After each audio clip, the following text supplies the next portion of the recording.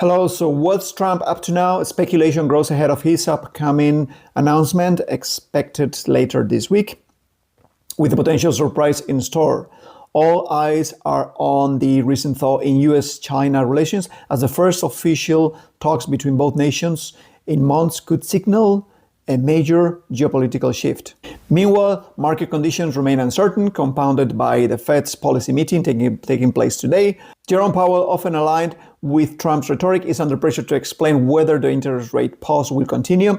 Whatever decision he takes, backlash will be inevitable. Let's dive into the key updates. In crypto news, the U.S SEC's Crypto Task Force is set to host a roundtable on May 12th titled Tokenization, On-Chain Assets, and the Intersection of Traditional and Decentralized Finance.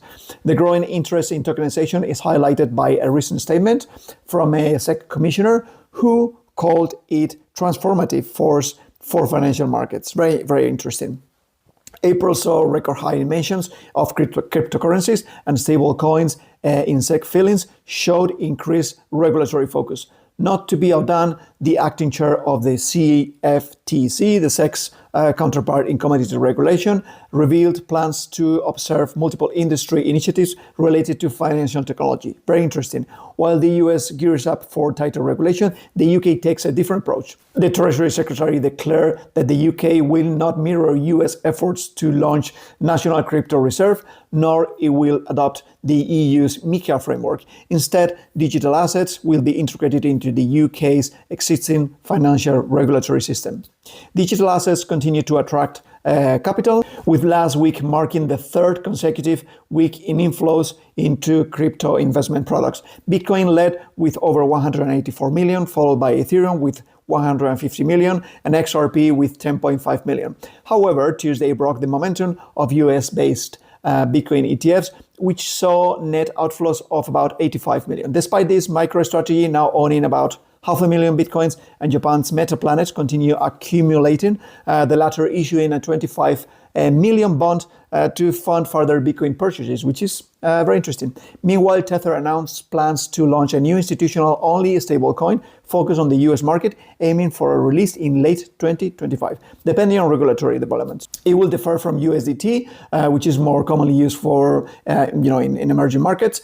On the economic front, the US ISM Services Index came in at 51.6, beating expectations and signaling moderate growth in a sector that represents about 70% of the economy. Employment subindices also improved, combined with strong labor market data. Last Friday, the Fed now has more justification to maintain current interest rate. As of this morning, markets are pricing in a 97% chance of no change to rate, with possible cuts not expected before July. Geopolitically, the U.S. Treasury Secretary announced that trade deals are in the works, with details expected this week. Talks with 17 of the 18 top US trading partners are underway. The missing partner, who is that?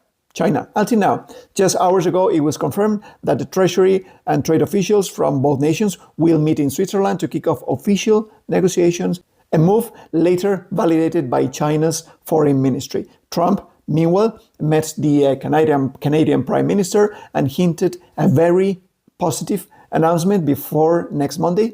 In equities, markets were volatile.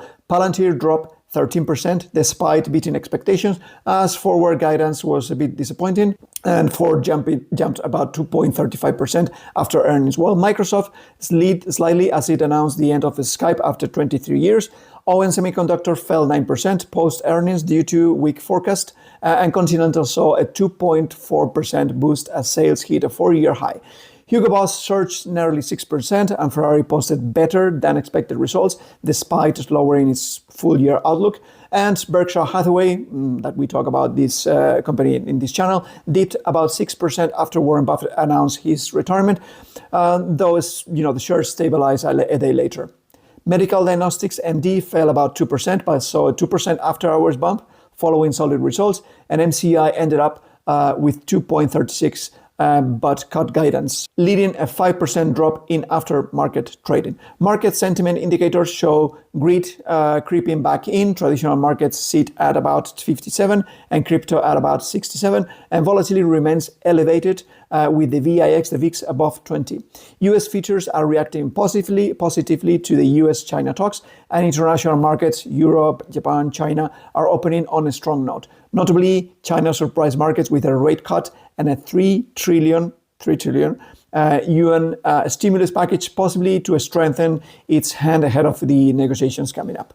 Bitcoin remains in a tight range, but continues testing the upper boundary, which is encouraging. A breakout could see it challenge the 106, 107K levels. The market saw a technical rebound following Metaplanet's BTC acquisition and grow into geopolitical tensions between India and Pakistan. Ethereum also approaches a key resistance zone. Today's major code update, Spectra, includes 11 improvements and is considered the most important since 2022.